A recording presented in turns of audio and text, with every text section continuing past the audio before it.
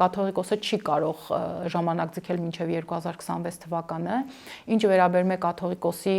գուցե հնարավոր մտածմունքից այն, որ հասարակությունը